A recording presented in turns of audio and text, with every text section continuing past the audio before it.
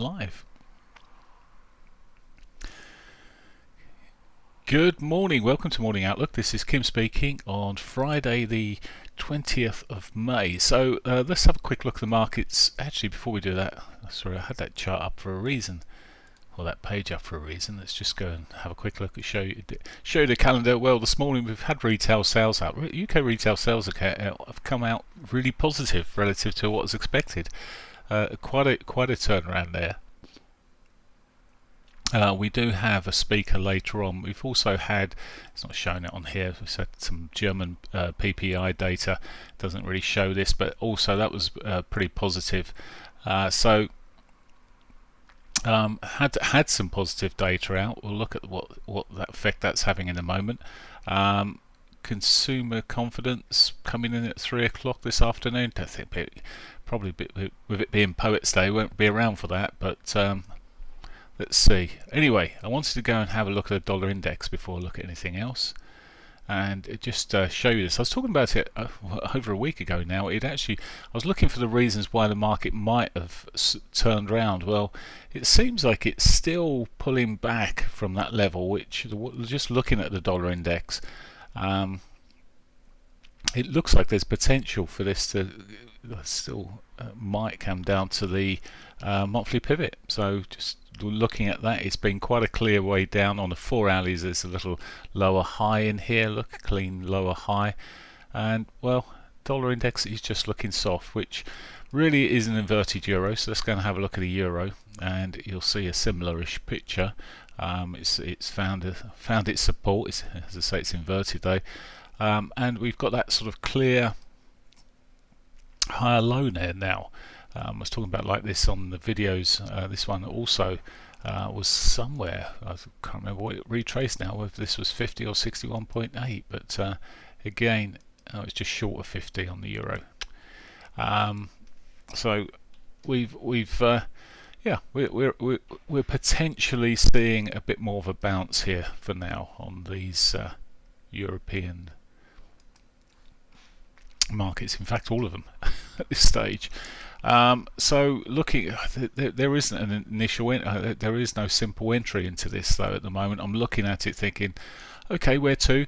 It's sort of had a flag pattern, of course, here, which is already gone off. You could look for the retest to the 8 and then see if it starts turning 8 the 21 even, and see if it starts turning around. Not the easiest to work out where the entry for me would be. You could just stick a trend line across the highs there. It still has an untouched daily pivot, so that's not off the book either. Now I would watch out for that, because if it starts getting a bit of momentum to the downside this morning, yep, it could still do that. It's not necessarily going to be an easy ride up. The pound, or a long ride up necessarily. Pound sitting in a similar position with inverted position with the pivot in this case above, of course. We traded this one yesterday. It's similar-ish pattern to what the euro was doing on the shorter time frames. We had the retracement. This was a 50% retrace. It started kicking off, and off it went properly. Just enough to go into where the orders were probably sitting above here. Taking those out and retraced a little bit. Having a little push at the moment. No surprise with that retail news, retail sales news, but even this has softened up a little bit again. So whilst I'm sort of sitting there thinking, well, fundamentally these two markets might be not quite so bad today. In the bigger picture they're doing awful, but there might be scope for them to continue back to the upside, but we'll see. Okay, that's the pound. Oh, that's good news, Camel. Sorry, saw your answer there. The pound, lower highs, lower lows. Sorry, the yen. Beg your pardon. The pound, the yen. Lower lows, lower highs. It's been sort of rolling over a little bit longer maybe, but looking soft. The dollar's looking soft against the yen here, and again, well, we're sort of in that sort of in-betweeny bit where it's almost looking like it's going to continue. I'm getting a trend line across the lows might be a possibility here. Even if it trades back down towards yesterday's lows, it's a possibility. But again, just needs probably a bit of time after 8 o'clock and a bit of patience at the moment. So there we go. Picture's pretty much the same across the rest of the markets. The same sort of price action, whether it's being inverted or otherwise. These are picking up.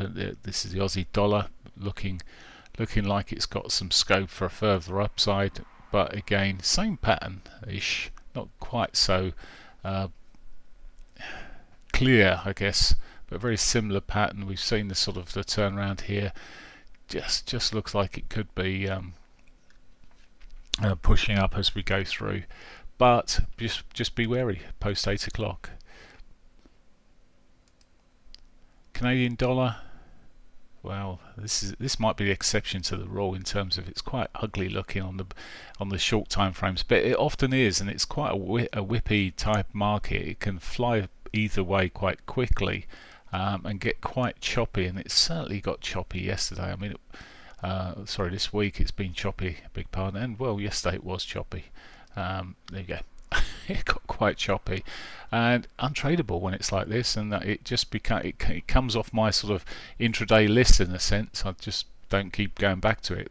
Yes, at some stage, if we come back to 4 hourly here, yes, at some stage it might begin to break down as it would the inverted dollar. It should come down if it's catching up and playing with the others, but it just looks quite a mess at the moment. But yeah, here we are. It's easier to trade the ones that are marginally easier, if that makes sense. Okay, let's have a look at gold and oil. So gold first. Oh, actually, before I do that, the euro HUF I was asked to look at, the Hungarian forint, as it's probably not pronounced. Okay, so what's going on there then, daily wise?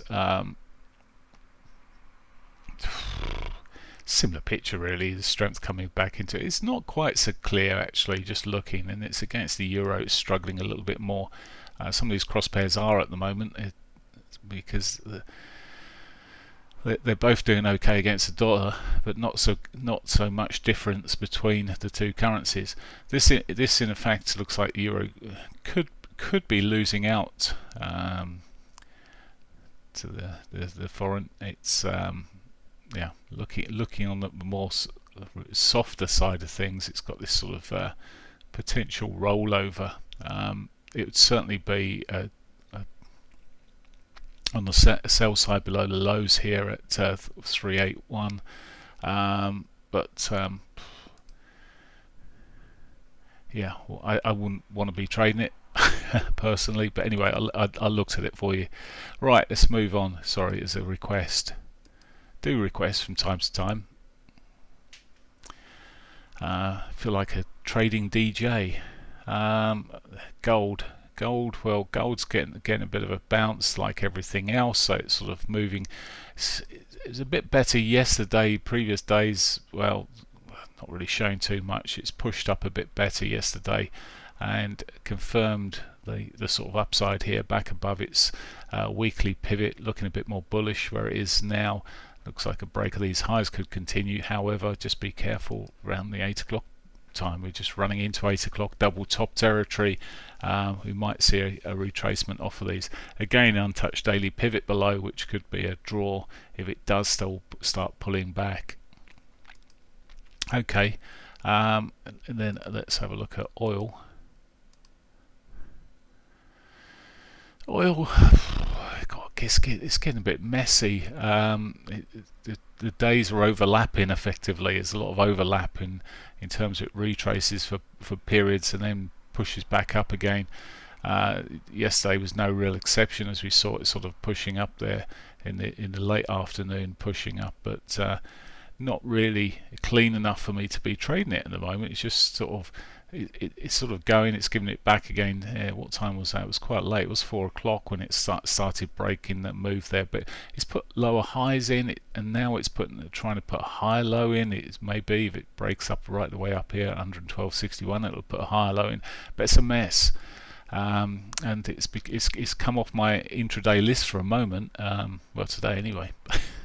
There we go. Let's have a look at the other markets. I'm going to just go straight to Bitcoin and only Bitcoin today, because I'm going through these cryptocurrencies, and to be fair, they're all pretty much the same. And I've said that, and I'm just now looking at Ripple, and Ripple's up. Ripple's up, everything else is down. So today we will look at Ripple as well, because it's up. But it's probably a bit of call action being sorted out there. I've lost hope on that in terms of anything happening. So where we're sitting here is still, I mean, as I said, it's still sitting in a quite a bearish area for me, Bitcoin, and it doesn't seem to be going away. The longer it's down here, the more chance I think of still having a further step to the downside. It's got to do something pretty special to change direction at the moment. So a quick look at Ripple. So Ripple just catching a little bit of a bounce here, not really showing too much at all. It's just got a little bounce. It's not like I thought it might have had a big move there. Nothing significant. Right, okay. Let's have a look then at the indices. Starting off with CSI 300. Well, that's broken up about its monthly pivot. It's just seeing a bit of a joy there at the moment. It's just catching the upside. I'm still bearish in the bigger picture on all these markets. It's just a case of they're going to get these rallies. The Nikkei, as it should be called, as opposed to Nicky, who was a friend down the road. Thank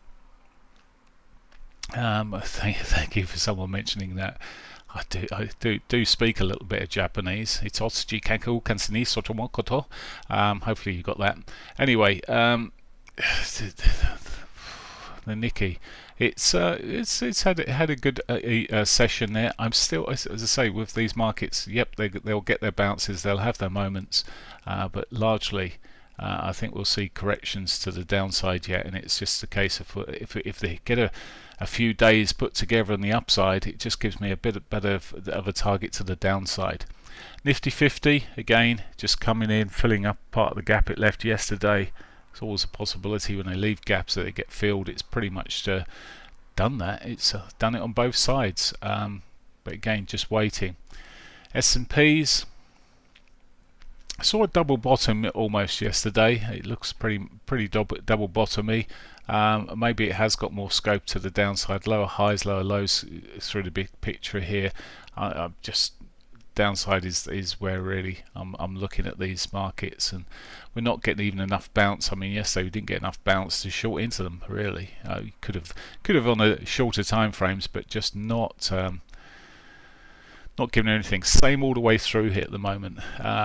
Looking then at the European markets, the CAC.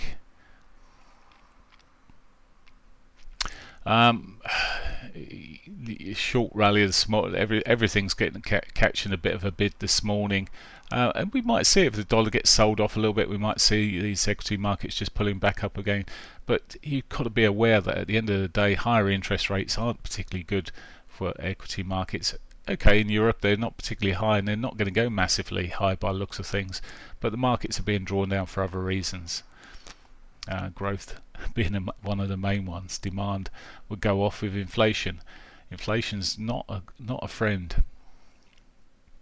Okay, looking at the DAX then, and a similarish picture. So just a case of waiting. The pound hasn't had its day. It's not open here. This is a cash market price, and not open on here yet. It's well, it'll open up in just a moment. Here we go, 8 o'clock. There you go. It's gone green. That's opening up.